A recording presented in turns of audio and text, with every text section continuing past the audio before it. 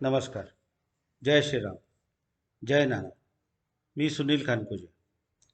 मागच्या प्रबोधनामध्ये आपण आगामी कर्म, संचित कर्म आणि प्रारब्ध कर्म या तीन कर्मांच्या बद्दल माहिती अ, ऐकली.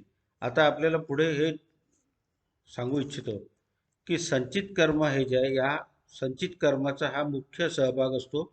आपल्याला कोणचं शरीर मिळणार आहे, आपल्याला कोणत्या भोगांकरता योग्य असणारं शरीर कोणतं आहे, आणि ह्या गोष्टी सगळ्या ज्या आहेत या संचित कर्माच्या जी कर्मफळं जी असतात ती जी पक्व होतात, त्या पक्व झालेल्या फळांप्रमाणे आपल्याला आपलं शरीर मिळत असतं.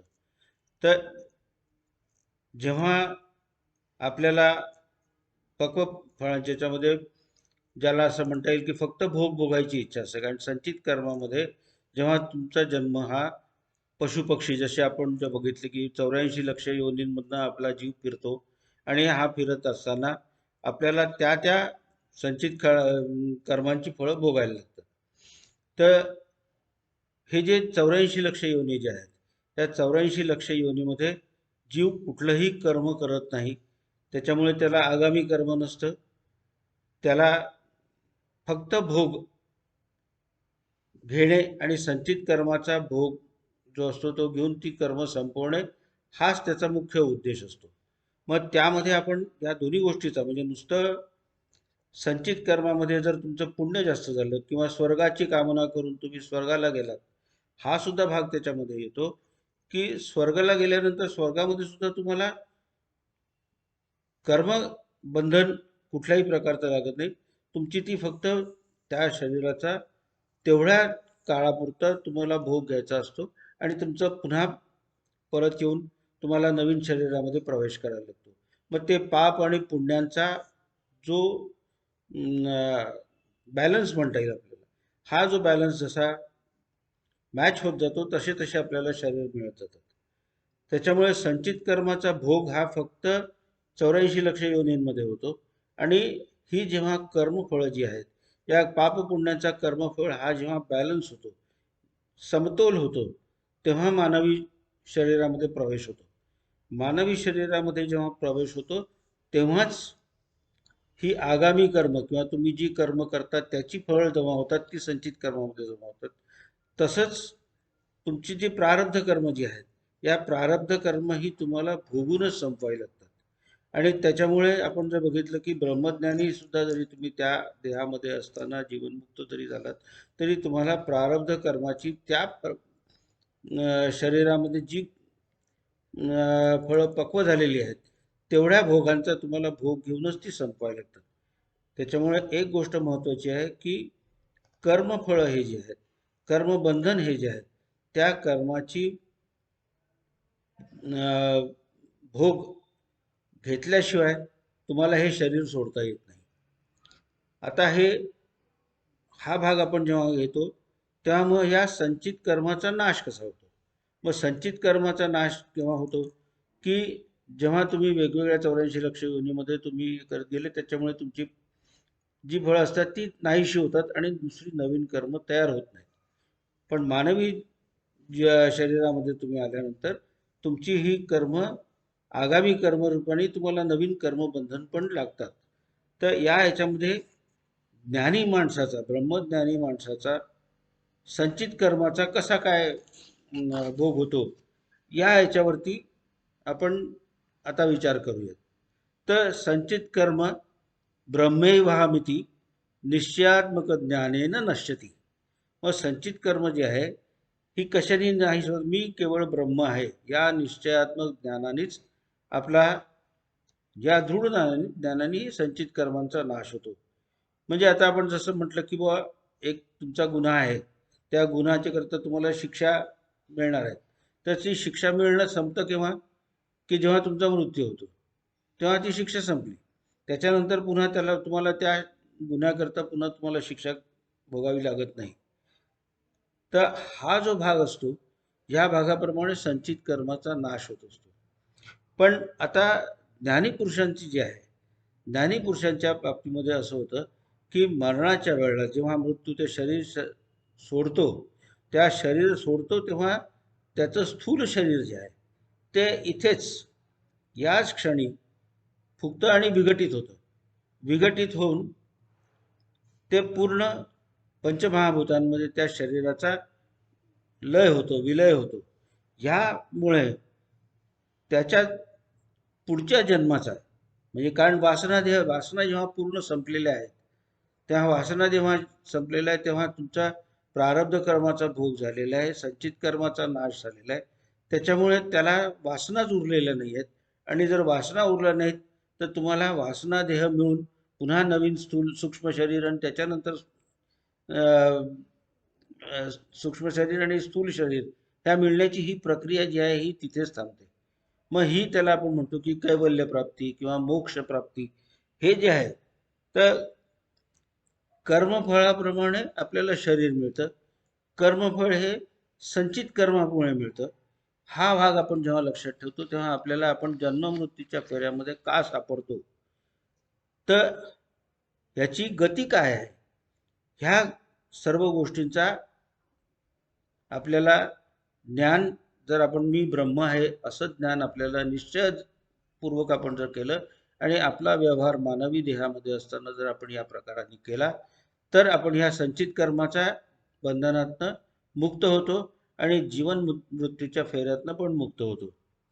तसंच आता मग संचित कर्म तर आपण भोगतोय, पण आगामी कर्म आता ह्या मनुष्य देहामध्ये असताना आपल्याला माहिती आहे की आगामी कर्म सुद्धा आपल्याला लागतात.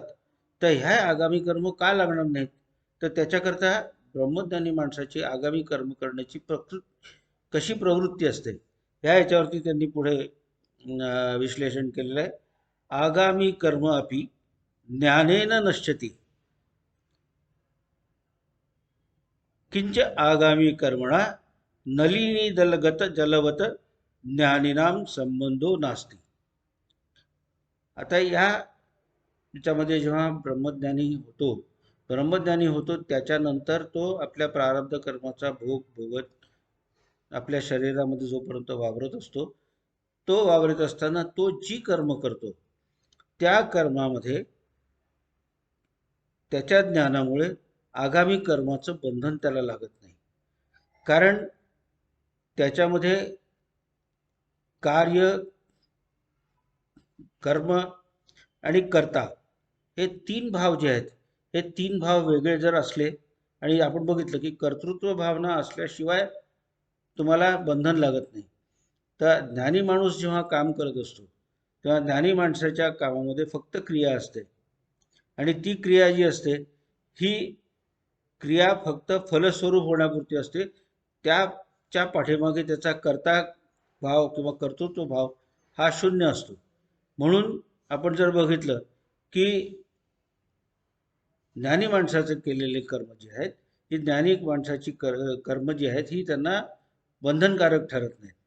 म्हणजे ह्याला कसं म्हटलंय त्यांनी की कमलदलपत्रा, कमळाचं जे पान आहे ते पान पाण्यामध्ये जरी टाकलं आणि पुन्हा वरती काढलं तर त्याच्यावरती पाण्याचा एक थेंब पण राहत नाही. त्याच्यामुळे हा निष्काम भावनेने कर्म, आपण गीतेमध्ये जे निष्काम भावनेने कर्म, हा जो त्याच्यातला जो ज्ञान आहे किंवा हा जो आपला विचार आहे, हा विचार हा इथे यांनी आगामी कर्माच्या बाबतीमध्ये कसा लागू करतो हे बघितलेलं आहे. आता ज्ञानी माणसाकडे जर जात नसतील तर मग ही कर्म कोणाकडे जातात, कारण तो जी कर्म करतो ती कर्म जी आहेत, त्याची कर्मबंधन जी आहेत ती त्याला जर लागत नसतील तर मग ती कोणाला लागतात, याच्यावरती अतिशय सुंदर विवेचन केलेलं आहे. त्याच्यात तत्वबोधामध्ये पुढे म्हणतात, किंच ये ज्ञानिनम स्तुवंती भजंती अर्चयंती तान प्रति ज्ञानीकृतम आगामी पुण्यम गच्छति, ये ज्ञानीन निंदती दूषंती दुःख प्रदान कुर्वन्ति तान प्रति ज्ञानीकृत सर्वमागामी क्रियमाणम यदवाच्यम कर्म पापत्मकम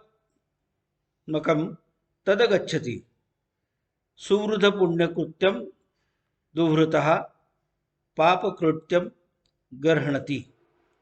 म्हणजे काय, ज्ञानी पुरुषाची जी कर्म आहेत त्यांची जे स्तुती करतात, त्यांची जे सेवा करतात, पूजा करतात, त्यांच्याकडे ज्ञानीपुरुषाकडून गेलेले आगामी आणि पुण्य सत्कृत्याचं फळ जे आहे हे त्या साधकांना मिळतं, जे त्या ज्ञानीपुरुषाच्या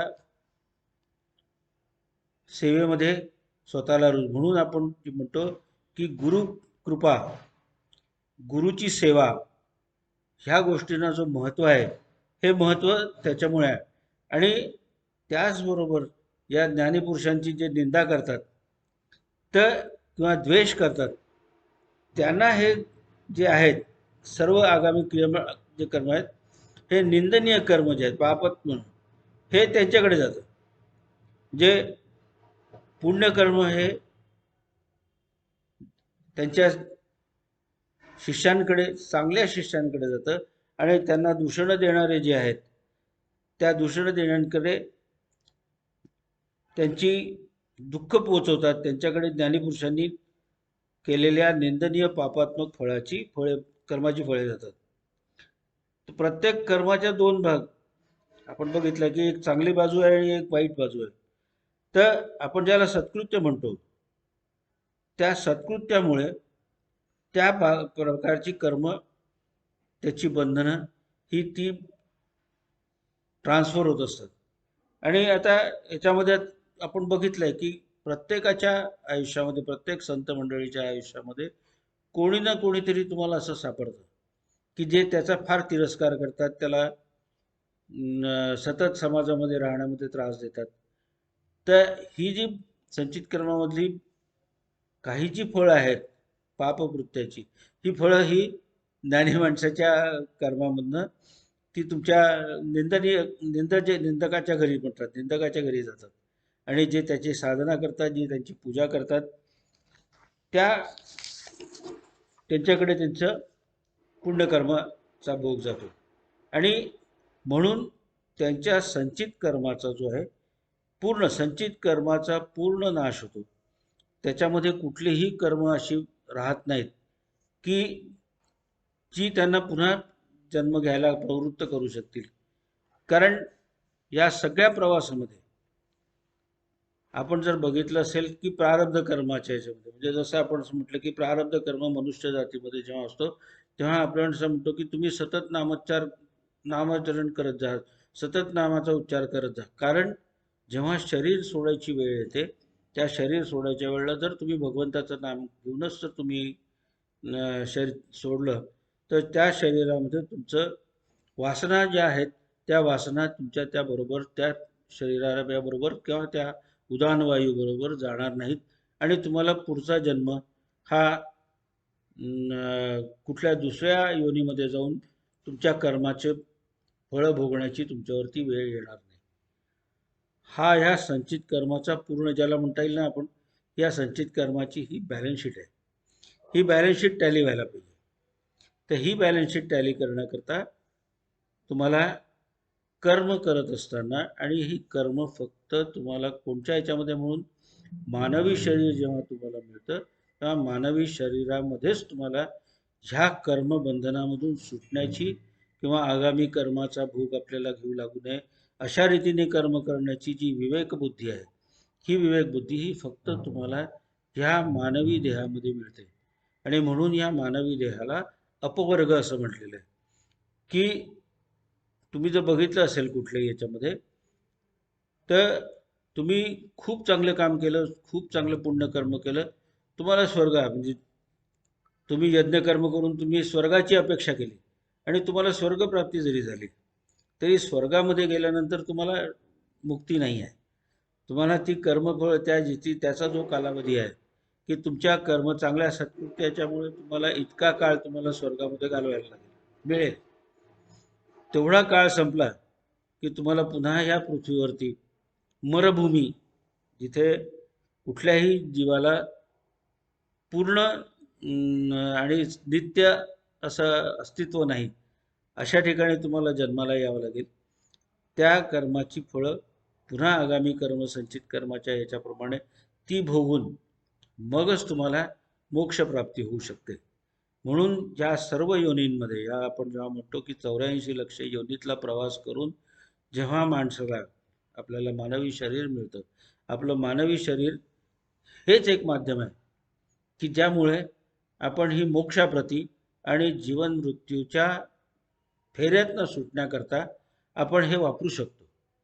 मग हे वापरू शकतो हा जेव्हा आपण म्हणतो, तेव्हा तिथून मग जेव्हा आपला आपला विवेक सतत जागा असतो, त्या विवेकाच्या माध्यमातनं आपण मग जीवनमुक्ताच्या संकल्पनेकडे कसं जातो, ह्याचा विचार हा जीवनमुक्ताच्या आयुष्याचा आणि जीवनमुक्त काय आहे, हा आपल्या या पूर्ण तत्वबोधाच्या ह्याच्यातलं साध्य काय आहे, की आपल्याला देहामध्ये ह्याच देहामध्ये असतानाच आपल्याला जीवनमुक्त असल्याचा आणि आपल्याला या मुक्तीचा मार्ग आपल्याला सापडलेला आहे, आपण ब्रह्मज्ञानी झालो आहे, ही सर्व प्रयत्नांची साधना करण्याची मुभा आहे. आणि मग आता आपण पुढे बघूयात की जीवनमुक्त काय असतो. पुढच्या एका प्रबोधनामध्ये आपण शक्यतो जीवनमुक्ताची संकल्पना याच्यावरती विचार करू आणि तत्वबोधाचा जो मूळ साधन साध्य याच्याबद्दल पूर्ण विचार होईल. आपण या ठिकाणी थांबूयात. जय श्रीराम, जय नारायण.